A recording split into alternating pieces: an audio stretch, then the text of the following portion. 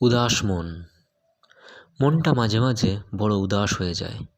চারিদিকে এত কলরব, তবু মন একাকী ঘরে বন্দি রয়।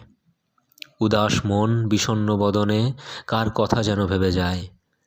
খেয়ালি সুরে বাতাসের বাঁশিতে মনের খাতায় লেখা কবিতা গান হয়ে যায়।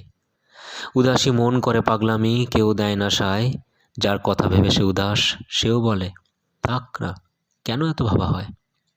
সে কি বোঝে জানি না, আমার শরীরের শিরায় শিরায় প্রতিটি কোষে কোষে যে তারই অনুভূতি ছড়ায়।